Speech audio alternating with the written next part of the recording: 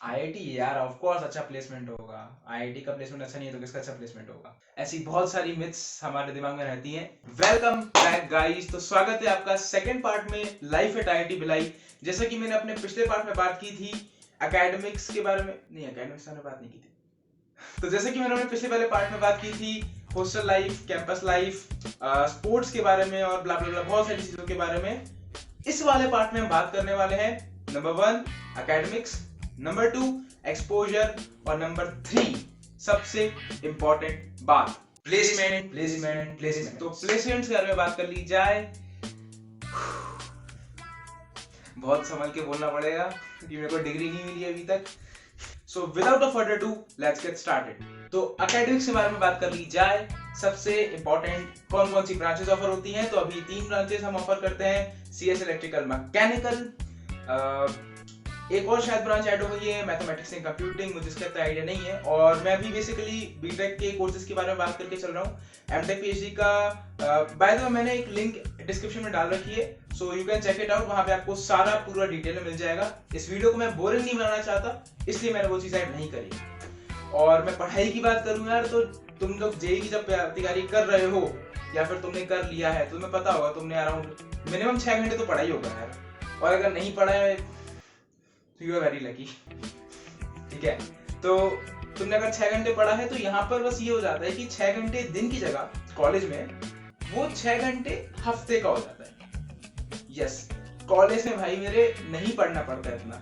बहुत ज्यादा हाइट बना रखा है बहुत लोगों ने। शुरुआत में मैं आया था तो मुझे भी लगा था कि बहुत पढ़ना होता होगा, और अभी आपको ऐसा लग रहा होगा कि मुझे कॉलेज में जाकर टॉपर बनना है, ऐसा बनना है। बिलीव मी, वो सारा जो बोलते हैं ना क्लाउड है वो सब हट जाएगा एक टाइम के बाद। लेकिन जो मेन बात ये है कि इतना नहीं पढ़ना पड़ता। मेरे केस में तो शायद 6 घंटा पर मंथ था, क्योंकि मैं एग्जाम के लास्ट में पढ़ता हूँ। अब मैं बात करता हूँ प्रोफेसर्स के बारे में। तो देखो यार, प्रोफेसर्स का जो चीज है वो बहुत ज्यादा सब्जेक्टिव है। मैं किसी को खराब अच्छा नहीं बोल सकता। तो मैं कोई प्रोफेसर का स्टडी का तरीका बहुत अच्छा लगेगा, किसी के पढ़ाने का तरीका बहुत खराब लगेगा, तो it's a very subjective thing. Basically मैं यहाँ पे डिप्लोमेटिक आंसर दे रहा हूँ क्योंकि मेरे को अभी तक डिग्री नहीं मिली, जो मैं बता चुका हूँ, और मेरे को अपने ग्रेड से बहुत प्यार है, तो इसी में ये डिप्लोमेटिक आंसर देके निकल जाऊंगा।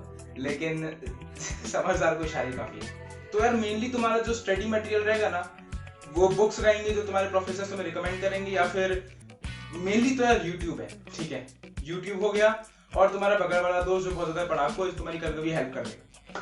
तो एकेडमिक्स में तो ज्यादा कुछ है नहीं बताने को, क्योंकि सही बताऊं तो मैंने भी बहुत कुछ किया नहीं है। सेकेंड पॉइंट, एक्सपोजर के बारे में बात करते हैं। तो यार एक्सपोजर तो बहुत बहुत बहुत ज्यादा है, क्योंकि नया कॉलेज है, 2016 में स्टैब्लिश हुआ है। सो इसकी वजह से बच्चे बहुत कम है। हमारे पास शायद 700-800 टोटल बच्चे हैं सब मिला के, समझ लो, सारे ब्रांच, कॉलेज, सारे ब्रांचेस, सारे कोर्सेज, सब कुछ मिला के टोटल 700-800 बच्चे हैं। ये तो स्कूल में भी नहीं होते, स्कूल में भी से ज्यादा होते हैं। ठीक है, तो बच्चे कम है इसलिए एक्सपोजर ज्यादा है।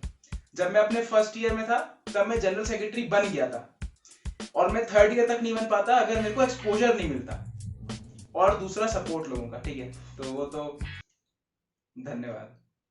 तो एक्सपोजर तो बहुत है यार। बस एक चीज आपको मेक श्योर करनी है कि आपको सिर्फ पढ़ाई में नहीं लगना है, एक्स्ट्रा करिकुलर करने के लिए बहुत कुछ है। ठीक है, कॉलेज मैटर नहीं करता यार, वहां पे जो लोग हैं वो किस तरह के क्लब्स फॉर्म कर रहे हैं, किस तरह की एक्टिविटीज कर रहे हैं, वो ज्यादा मैटर करती है, जो कि लकीली हमारे कॉलेज में होता है।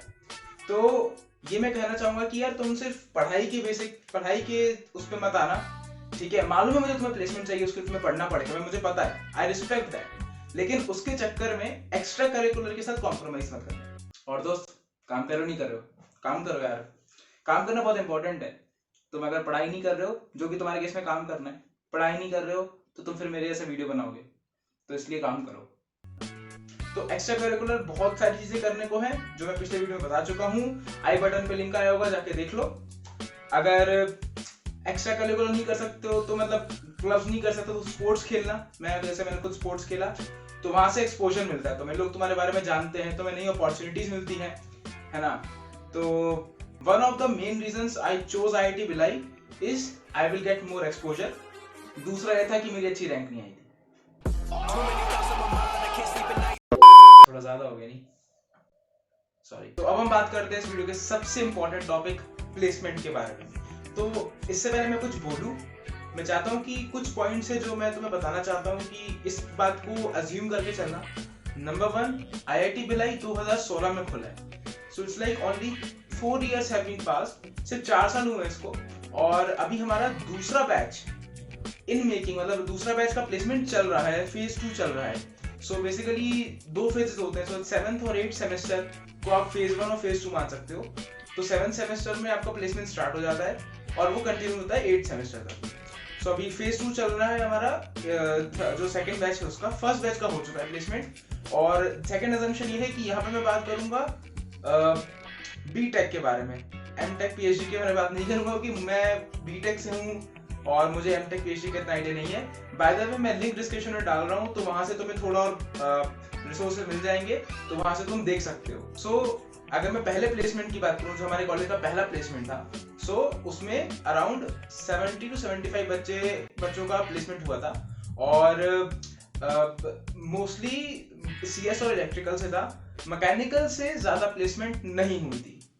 सो ये एक बात है जो मैं तुम्हें बताना चाहता हूँ कि अभी क्योंकि नया कॉलेज है और सब चीजें प्रोसेस अभी चल रही है, बन रही है, तो इसी के चक्कर में अभी मैकेनिकल का उतना ज्यादा कंपनीज नहीं आई है। फर्स्ट ईयर की बात करूँ, जो मेरा फर्स्ट बैच निकला था उसकी बात कर रहा हूँ। मुझे रिसेंटली पता चला कि कुछ प्रोफेसर ही मेरी वीडियो देखते हैं, तो मैंने बहुत स्पोर्टिंगली वीडियो बनाई है, आप भी प्लीज स्पोर्टिंगली लीजिएगा। और एवरेज पैकेज की बात करूं, जो कि तुम्हारा मेन कंसर्न है, तो यार हर ब्रांच पे डिपेंड करता है। जैसे कि मैकेनिकल का मिनिमम पैकेज था 6-6.5 लाख कुछ था, ठीक है, सीटीसी की बात कर रहा हूँ यहाँ पे। सेकंड अगर मैं बात करूँ सीएस और इलेक्ट्रिकल के लिए, तो वही चीज 7 लाख 8 लाख हो चुकी थी, ठीक है। तो यहाँ पे मैं सीटीसी लेके चल रहा हूँ। अब तुम्हें अगर सीटीसी के बारे में नहीं पता तो मैं बता देता हूँ कि सीटीसी तुम्हारा होता है टोटल पैकेज, ठीक है। उसमें तुम्हारे अलाउंसेस, ईसॉप्स इंक्लूडेड होते हैं। तो ये तुम्हारा बेस सैलरी नहीं होती, तुम्हें कट के मिलेगा। लेट्स से तुम्हारा अगर प्लेसमेंट 15 लाख रुपए का होता है और सीटीसी तुम्हारा 15 लाख है, लेकिन तुम्हें मिलेगा इन हैंड 10 या 11 या 12 लाख। मतलब तुम्हें सैलरी तुम्हें 80 से 1 लाख रुपए महीना मिलेगी, 80,000 से 1 लाख रुपए महीना मिलेगी। लेकिन तुम्हें जो बाकी की 3-4 लाख है वो अलाउंसेस हो गया, वो तुम्हारा मेडिकल इंश्योरेंस में हो गया, वो तुम्हारा ईसॉप्स हो गया, उस सब में मिलेगा। तो ये सब बात हो रही थी सीटीसी के रेट्रोस्पेक्ट में। अब मैं जानता हूँ कि थोड़ा सा प्लेसमेंट का पैकेज कम है आईआईटी भिलाई में, तो ये तो ग्राउंड रियलिटी बता रहा हूँ कि मैं एग्जैजरेट नहीं कर रहा हूँ। तो पैकेज तो कम है, it is very logical, because अभी हमें 1 साल ही हुआ है, हमारे प्लेसमेंट बैच को निकले हुए 1 साल ही हुआ है। सो अभी हम लर्निंग, मतलब एक तरह से कह सकते हैं स्टैब्लिश नहीं हुए पूरी तरह। अगर मैं इस वाले साल की बात करूँ, तो अभी इस साल लगभग 50 से 60 बच्चे से फेज 1 में ही प्लेस हो चुके हैं।